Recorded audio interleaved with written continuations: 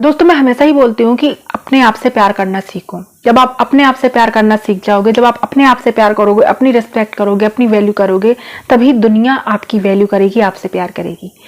तो आज मैं आपको ऐसे 5 साइन बताऊंगी जिससे पता चलेगा कि आप अपने आप से अनकंडीशनली प्यार करना सीख रहे हो।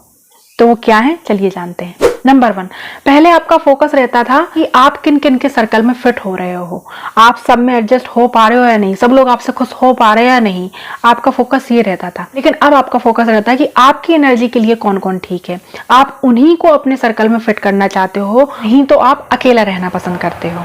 नंबर 2, पहले आपकी कोई वैल्यू नहीं करता था, आपकी रिस्पेक्ट नहीं करता था, तो आप अपने अंदर कमियां निकालने लग जाते हो। अब मैं खामियां निकालने लग जाते हो, तो मेरे में ये कमी है, हाँ मैं अच्छा नहीं दिखता हूँ, अच्छी नहीं दिखती हूँ, हाँ मैं ये नहीं कर पाता हूँ, वो नहीं कर पाती हूँ, मतलब ना जाने कितनी खामियां अपने आप में गिनाने लगते हो, अपनी नजरों में भी और लोगों की नजरों से भी देखते हो, आप कमियां ढूंढने लगते हो अपने अंदर। लेकिन अब नहीं, अब आपको ये समझ में आ गया है कि अगर कोई मुझे रिस्पेक्ट नहीं दे रहा है, मुझे वैल्यू नहीं दे रहा है, इसका मतलब है कि मैं उनकी एनर्जी, उनकी वाइब्रेशन में मैच ही नहीं हो पा रहा हूँ।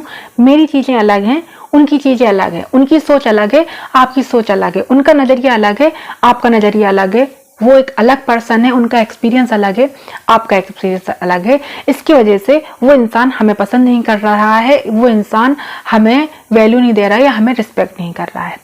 अब आप इस चीज को समझने लगे हो कि लोग अलग अलग तरीके के होते हैं, ना कि हम में कमियां हैं, इस वजह से वो हमें पसंद नहीं कर रहे हैं। हर कोई आपको पसंद नहीं करेगा, अब ये आप अच्छे से जान चुके हो। नंबर 3, पहले आप अपनी जो पुरानी गलतियां होती थी उसको कोसते रहते थे, अपने आप को ब्लेम करते रहते थे कि आपकी वजह से ये हो गया, आपकी वजह से ये हो गया है। लेकिन अब आप ऐसा नहीं करते हो, आप अपने साथ काइंड बिहेव रखते हो और ये समझने की कोशिश करते हो कि मेरे में पहले जो समझ थी, मैंने उस वजह से ये कदम उठाए, मैं अगर गलतियां नहीं करूंगा तो सीखूंगा कैसे। अब आप गलतियों से सीखते हो, समझते हो, वो गलतियां ना दोहराई जाए, इसकी पूरी कोशिश करते हैं। नंबर 4, पहले आपको इससे बहुत फर्क पड़ता था कि आपके बारे में कौन क्या सोच रहा है, कैसी सोच रखता है। लेकिन अब आपको इससे फर्क पड़ता है कि आप अपने बारे में क्या सोच रहे हो, आप कैसे अपने आप को देखते हो, ये आपके लिए इंपॉर्टेंट है। आप अपने आप को सबसे अच्छे से समझ सकते हो, आप ही अपने आप के बेस्ट फ्रेंड हो सकते हो, आप ही अपने आप को जान सकते हो, ना कि कोई दूसरा। तो कौन आपके बारे में क्या सोच रहा है, अब आपको इससे फर्क नहीं पड़ता है।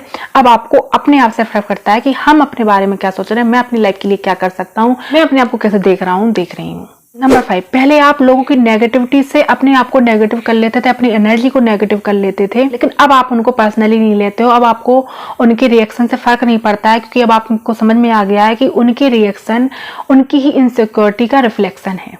अगर ये बदलाव आपके अंदर आ गया, इसका मतलब है कि आप अपने आप से प्यार करना सीख रहे हो, अपने आप को समझना सीख रहे हो, और यही होता है सेल्फ लव।